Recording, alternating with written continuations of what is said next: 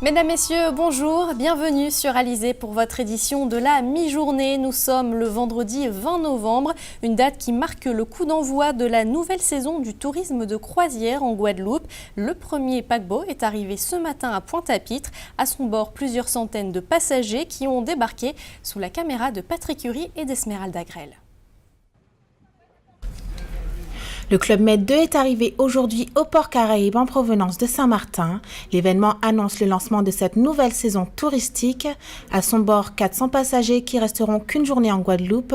320 000 passagers et 116 escales sont les chiffres enregistrés en Guadeloupe pour 2014 et 2015. Des chiffres qui n'évolueront pas pour cette saison avec une retombée économique de 38 millions. En termes de trafic, donc, je pense qu'on n'aura pas d'évolution par rapport à la saison passée, puisqu'on a sauté vraiment une marche importante avec un taux de croissance, comme je vous le disais tout à l'heure, de 60%.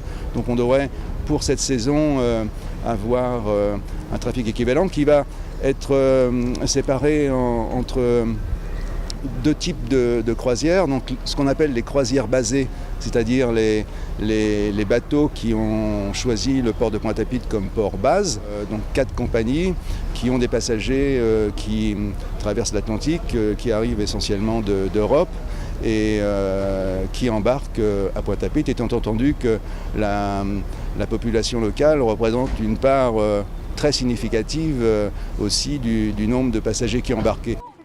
Des touristes venus de tout horizon, pour certains, ce sont leurs premières venues en Guadeloupe et d'autres sont des habitués de notre île. Pour l'instant, on ne va pas vraiment faire d'excursion, mais on va déjà visiter les alentours, profiter encore librement de notre temps. À 15h, on prend le retour de l'aéroport.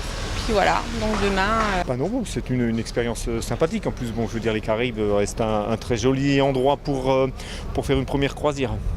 Malheureusement pas grand chose parce qu'on reprend l'avion assez rapidement, mais au moins le centre-ville de Pointe-à-Pitre, au moins ça, et puis le marché, pour voir les couleurs locales. On vient souvent parce qu'on aime ça et ça nous intéresse, c'est sympa. Là on repart, on faisait une croisière et on repart demain matin. Courte saison touristique qui débute mi-novembre et s'achève en avril, la Guadeloupe voit sa notoriété évoluer chaque année.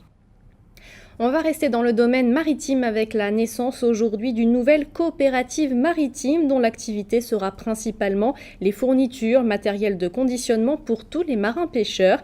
Elle remplace la Coma Pega qui avait fermé en 2012.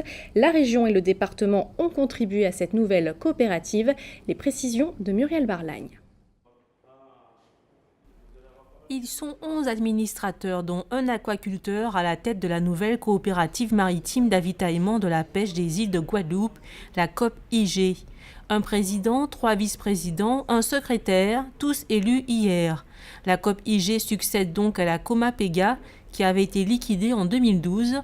Elle aura un rôle purement technique, notamment celui de faire des achats de matériel au meilleur prix. Le rôle de cette nouvelle coopérative maritime, c'est de pouvoir subvenir aux besoins des pêcheurs, parce qu'on a un grand manque au niveau du matériel, ainsi que de la glace et du ravitaillement carburant, et qu'il y a pas mal de professionnels qui prennent énormément de risques au niveau de la sécurité des navires, qu'il faudrait des balises de détresse, des gilets, ainsi que du matériel au plus bas prix qui existe au jour d'aujourd'hui. Puisque nous n'avons pas une coopérative, nous prenons le matériel au niveau des autres structures, tels que c'est des particuliers, tels que la SAD, l'électronautique ou du lac, et que ce serait un avantage pour les pêcheurs d'avoir à 30% vraiment un matériel au plus bas prix sur le marché au jour d'aujourd'hui. Ce matin s'est tenu le premier conseil d'administration de la COP-IG afin de finaliser les statuts. La coopérative sera installée à la caisse de chômage et d'intempéries à Pointe-à-Pitre en attendant les travaux de mise aux normes du bâtiment de la Coma Pega à Bergevin. Après la pêche, l'agriculture, on va s'intéresser au fonds de secours pour les agriculteurs. Le ministère des Outre-mer vient de reconnaître le caractère exceptionnel de l'épisode de sécheresse vécu pendant la période du 20 avril au 23 août par les agriculteurs guadeloupéens. Certains ont tout perdu. C'est le cas de cet agriculteur à Port-Louis qu'a rencontré Muriel Barlagne. Auguste Gourdine fait partie d'un groupement foncier agricole qui regroupe 11 professionnels à Port-Louis. Il y a encore quelques mois, ce terrain en friche était un jardin créole. On y trouvait un peu de tout, madère, malanga, manioc, patates douces, ignames, mais aussi des bananes jaunes et des agrumes. Une production qui n'a pas survécu à la sécheresse et au tour d'eau. Et j'avais une bonne évolution au départ jusqu'au mois de janvier, on dira. Et à partir de janvier, vraiment, ça a commencé. Et quand on est arrivé au mois d'avril, j'avais trop de pertes et j'ai dû abandonner carrément. Donc mes maniocs devaient être bons, j'ai dû arracher. J'ai fait venir un tractopelle pour tout arracher.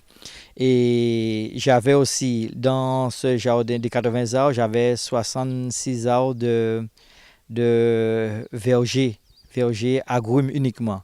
Donc j'ai dû faire arracher par rapport à la maladie du citrus greening.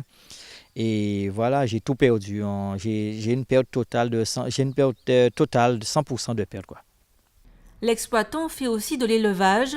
Son cheptel est de 24 bœufs, dont 17 en stabulation. Pour les nourrir, il a dû dépenser plus que d'habitude pour pallier le manque d'herbes de qualité. Et cette année, il n'a pas fourni de viande à la boucherie. Au final, Auguste Gourdine a beaucoup investi. Il a même dû vendre une maison pour ne rien récolter. Ne serait-ce que pour les plants de bananes, pour bananes jaunes. Donc j'ai 300 pieds de bananes jaunes, donc c'est 300 € rien que pour les plants. Donc il y a l'irrigation qui a suivi, il y a la plantation, faire les trous, planter, irriguer. Mais avant tout ça, il y a le labour. Même s'il ne peut pas encore estimer précisément ses pertes, Auguste Gourdine pense être éligible au fonds de secours qui sera débloqué pour les agriculteurs guadeloupéens. Il est loin d'avoir atteint son chiffre d'affaires habituel. Ses cotisations sociales et fiscales et sa comptabilité sont à jour. Reste à savoir quand est-ce que la calamité agricole sera effectivement reconnue et les dossiers prêts à être instruits. Et après les fonds de secours pour les agriculteurs, les fonds européens. Hier, à Basse-Terre, avait lieu un comité de suivi pour faire le point sur ces fameux fonds. Une délégation de Bruxelles était également présente ce matin au sein du RSMA. Mais concrètement, à quoi servent ces fonds? Karine Gelman nous donne 2 exemples. FEDER, FEADER, FECAMP, FSE, des acronymes anonymes et pourtant utiles au développement ou à la création de votre projet. Ce sont des fonds européens alloués aux particuliers et aux entreprises. Patricia Martz s'occupe d'un organisme de formation, Do It Outre-mer. Coaching, formation, communication interpersonnelle et financement d'un projet. Toutes ces facettes de la gestion d'entreprise n'ont pas de secret pour elle. Nous sommes une équipe de femmes et d'hommes, tous réunis autour d'une même mission. Valoriser le capital humain, aider les entreprises à valoriser leur capital humain en évaluant les potentiels, en développant les talents. Do It Outre-mer accompagne également les entreprises pour leur demande de fonds européens. L'accès aux fonds est en effet très complexe. Il faut savoir que la région, lors de l'instruction, ne retient que les meilleurs dossiers. Il faut qu'ils soient bien montés, bien ficelés. Et il y a de nombreux dossiers qui sont rejetés parce que le business plan n'est pas à la hauteur. C'est là où nous, Do It Outre-mer, nous intervenons et nous mettons au service donc, des porteurs de projets notre service d'écoute, de conseil et d'études. La société présente dans 27 pays souhaite se développer dans la Caraïbe et notamment à Cuba. Pour ce faire, elle fera appel au Fonds social européen, le FSE. Autre organisme de formation financé par les fonds européens, le RSMA, le régiment du service militaire adapté de la Guadeloupe. Le RSMA bénéficie principalement du Fonds social européen, le FSE, et du FEDER, le Fonds européen de développement régional. Le FSE constitue la première source de financement externe du régiment. Au titre de l'année 2015 et de la Convention 2015, convention donc signée avec les services de la préfecture, le régiment obtiendra 7,8 millions d'euros au titre du Fonds social européen et de l'initiative Emploi Jeune. Nous sommes à l'établissement d'alimentation loisirs, qui est donc un projet qui a été financé pour le régiment à partir du FEDER. Et il y a eu d'autres projets sur la base financés à partir du FEDER ? Nous avons ici la deuxième compagnie qui est également un projet qui a été financé grâce au FEDER et un petit peu plus loin vers le bas, la première compagnie qui a également été financée par le FEDER. Le service des fonds européens ne concerne pas uniquement les activités de formation, mais également l'agriculture, les entreprises privées ou encore le tourisme. Cette année d'ailleurs, l'accent va être mis sur l'hôtellerie de luxe plutôt que les gîtes ruraux largement financés la session précédente. Une session de 6 ans à l'autre, en effet, la stratégie change. On s'adapte évidemment à la situation financière et budgétaire. C'est qu'on a exigé pour 2014-2020 une concentration des fonds sur des thématiques liées, associées à la stratégie Europe 2020, en faveur d'une croissance intelligente, durable et inclusive. En Guadeloupe, cette année, l'enveloppe pour le programme des fonds européens est de 900 millions d'euros. Il est encore temps de déposer les dossiers. Les droits des enfants au cœur d'une journée internationale aujourd'hui. Il y a 26 ans, l'ONU adoptait la Convention internationale des droits de l'enfant qui repose sur plusieurs principes, droit de vivre, droit de se développer ou encore la non-discrimination. Pour en parler en détail, notre invité ce midi, Emmanuelle Méry, bonjour. Bonjour aux téléspectateurs d'Alizé 2000. Alizé TV, alors Alizé TV. Il y a encore quelques années, vous étiez juge pour enfants, vous êtes désormais magistrate honoraire. Est-ce qu'un enfant a le droit de saisir la justice tout seul ? Oui, un enfant a le droit de saisir la justice, mais déjà cela dépend de son âge. Parce qu'un enfant, c'est compris entre le premier jour de sa naissance jusqu'à l'âge de 18 ans, moins un jour. Donc, à partir de 18 ans, il est majeur.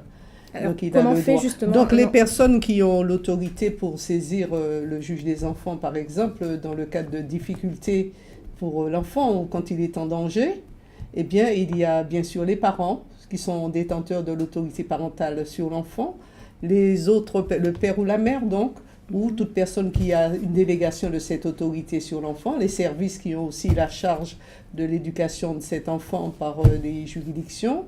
Et il y a bien entendu le procureur de la République à qui toute personne peut adresser un signalement pour dire qu'un enfant est en danger et qui peut à son tour saisir le juge des enfants pour des mesures urgentes. Et l'enfant, bien sûr, aussi peut le faire à condition que son âge lui permette d'effectuer cette saisine. Voilà, si un enfant est donc à moins de 18 ans, s'il est victime de maltraitance de la part de ses parents, par exemple, il faut qu'il s'adresse à qui ? Il peut le faire, il peut écrire directement au procureur de la République, il peut s'adresser aux services sociaux. S'il est scolarisé, il y a des assistantes sociales, il y a tout l'environnement de l'enfant à qui il peut faire confiance et à qui il peut se confier. Et cette personne peut faire remonter au procureur de la République l'ensemble des informations qui permettront de mettre tout de suite la protection de l'enfant en œuvre. Alors, est-ce que les droits des enfants, on va dire, sont bien respectés en France et notamment en Guadeloupe ? Alors, je crois que depuis 1959, où il y a eu la Déclaration universelle des droits de l'enfant par l'ONU, il y a déjà une prise en compte des droits de l'enfant et de la protection de la nécessité de protéger l'enfant. En 1989, donc, la Convention internationale a déclaré le 20 novembre, Journée internationale des droits de l'enfant, pour obliger et pour amener les gens aussi à se pencher sur le statut de l'enfance. Un enfant, par définition, c'est une personne en devenir qui a déjà une réalité physique, mais qui n'a pas toute la capacité à prendre des décisions dans la société. Ce sont les parents titulaires de l'autorité parentale qui prennent les décisions à sa place. Donc, il est très important qu'il soit entouré, qu'il soit encadré et que tout soit fait pour que l'enfant puisse grandir tranquillement, sereinement et devenir un adulte à son tour responsable qui prendra les rênes dans notre société. Au cours de votre carrière, vous avez, j'imagine, été confronté à des situations préoccupantes ? Absolument, parce que le juge des enfants, c'est le juge qui n'est pas là simplement pour l'intérêt supérieur de l'enfant comme l'est le juge aux affaires familiales, c'est le juge qui est là pour s'occuper de l'enfant en danger. Alors à partir de ce moment-là, j'ai eu forcément beaucoup de cas d'enfants, à prendre connaissance de cas d'enfants en danger et à les protéger comme le permettent les articles 375 et suivants du Code civil. Les enfants en danger, eh bien, c'était des enfants victimes de violences physiques, de violences sexuelles, de mauvais traitements et je dirais de délaissement par les personnes même qui pourtant étaient chargées de les entourer, de les encadrer et d'avoir l'autorité sur eux pour les aider à grandir. Une dernière question, les Guadeloupéens vont pouvoir vous revoir ce soir aux Abîmes puisque vous allez intervenir dans le cadre d'une conférence débat sur la famille et la société. Oui, alors ce que je voudrais dire, c'est que chaque année, la ville des Abîmes organise des conférences dans le cadre justement de cette journée du 20 novembre. L'année dernière, il y avait une conférence sur le délitement des liens familiaux pour justement interpeller les gens de la société civile et de la population sur les problèmes de la famille.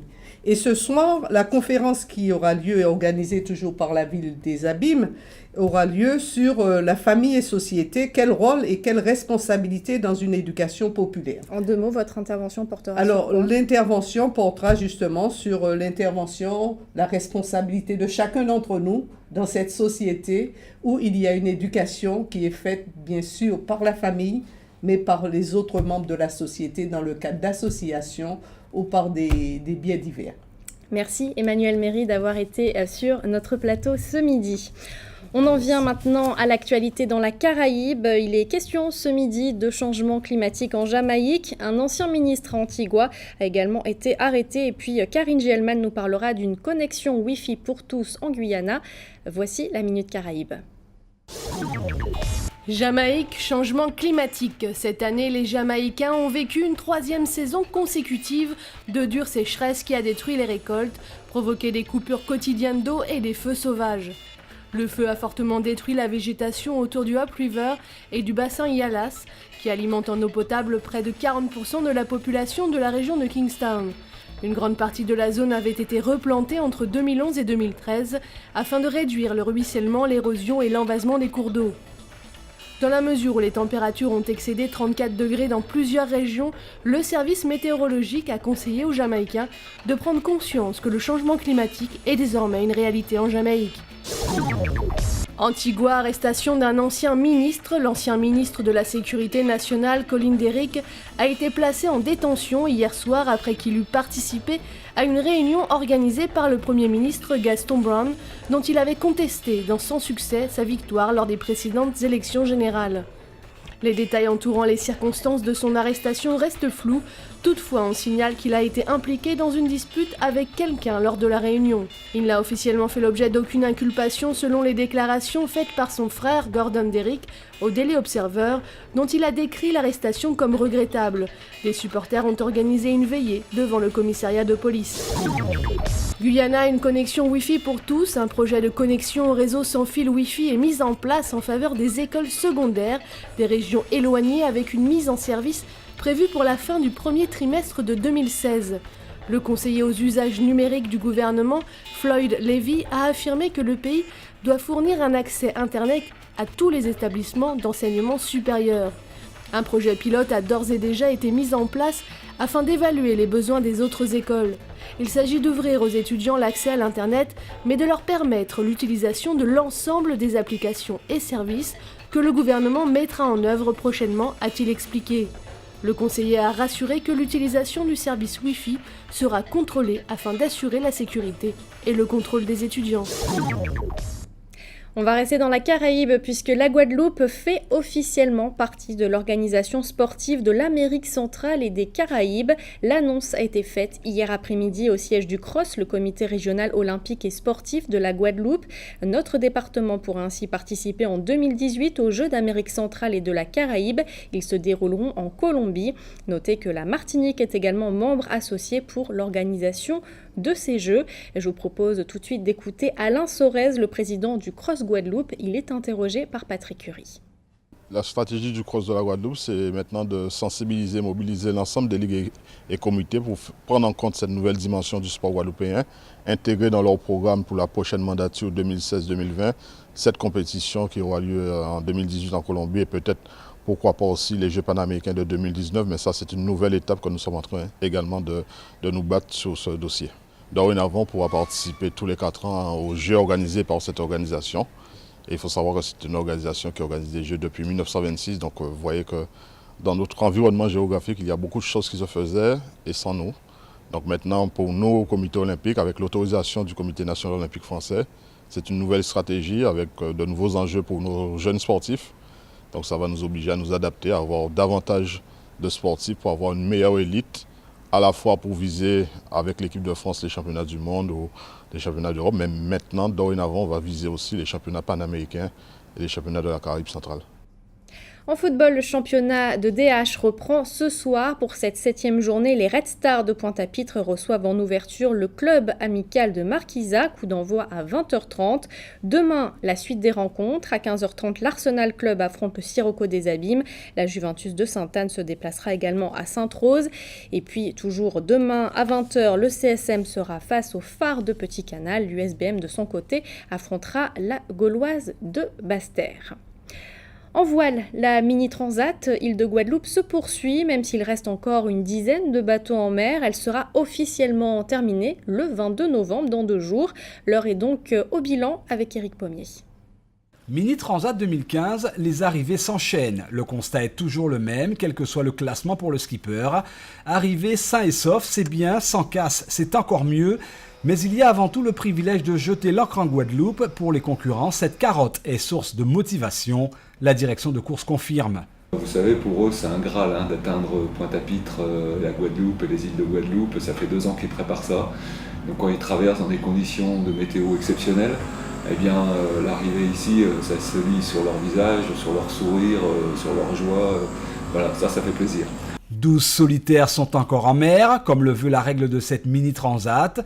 Les derniers concurrents ont jusqu'au 22 novembre pour rallier Pointe-à-Pitre. Autrement dit, plus de 10 jours après l'arrivée du vainqueur, et donc au-delà du 22 de ce mois, ces concurrents hors délai sont mis hors course. Côté organisation, on reste concentré sur les derniers de la flotte, mais on se réjouit déjà d'un millésime exceptionnel. C'est un cru extraordinaire parce que d'abord il y a une très belle homogénéité des skippers qui ont très bien préparé cette édition.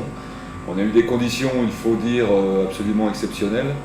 L'Atlantique a été traversé dans des temps, je crois, assez records pour ces petits bateaux.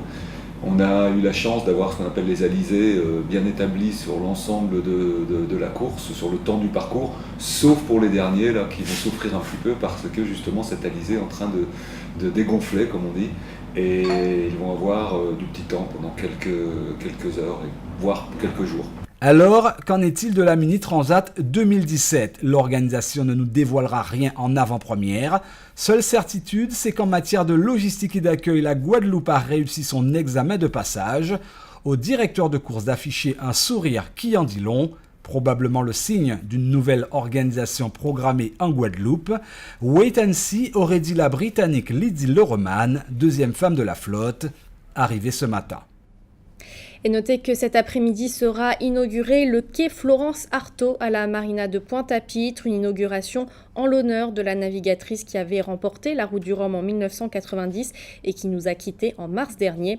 Elle a d'ailleurs été rejointe hier par Anne Cazeneuve qui avait l'année dernière remporté la Route du Rhum dans sa catégorie. Un sujet plus léger à présent, de plus en plus de Guadeloupéens et de Guadeloupéennes fréquentent les spas. Une parenthèse pour se détendre, un salon consacré d'ailleurs à ce thème a ouvert ses portes ce matin au WTC de Jarry. Alors pendant les 3 prochaines minutes, Karine Genman va nous faire partager cette ambiance zen et détendue.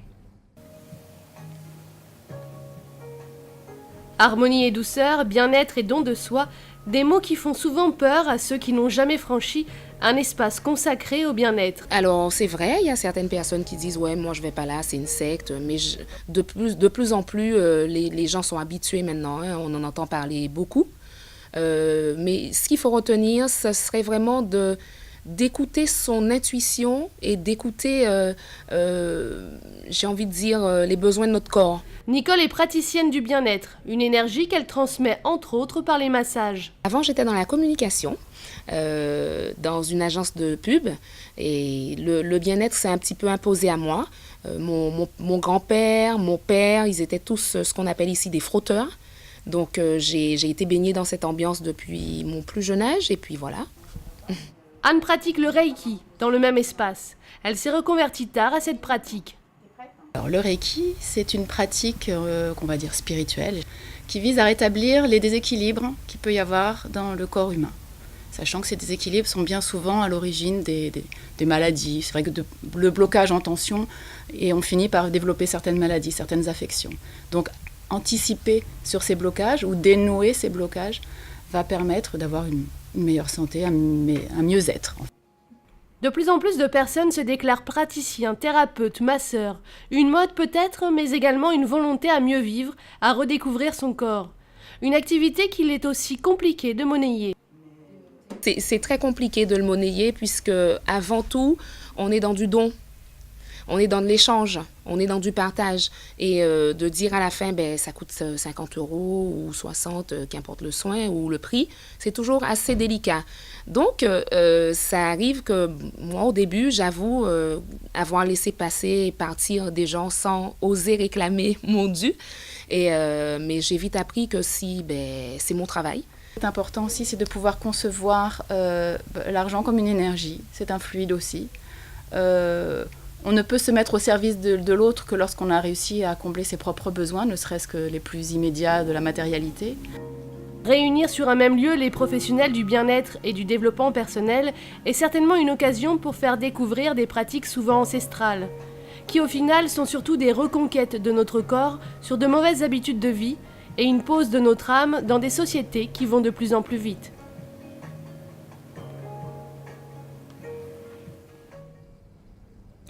Et le salon du développement personnel et du bien-vivre aux Antilles se déroulera jusqu'à dimanche au WTC de Jarry.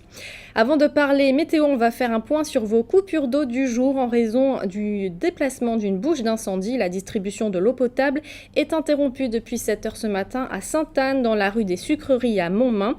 Retour à la normale prévu dans les prochaines heures. On termine donc avec vos prévisions météo pour cet après-midi. Le temps va rester humide avec des averses possibles aux 4 coins du département, entrecoupées tout de même de belles éclaircies. Les températures seront comprises entre 27 et 29 degrés. C'est la fin de cette édition. Merci de l'avoir suivi. Une édition que vous pouvez bien sûr revoir sur notre site www.alizé.com. Dans quelques instants, une météo détaillée de notre région, suivie du journal de TF1 et de votre émission Une histoire, une urgence. Pour ma part, je vous donne rendez-vous ce soir à 19h pour toute votre actualité locale et régionale. En attendant, bon appétit et très bon après-midi sur Alizé.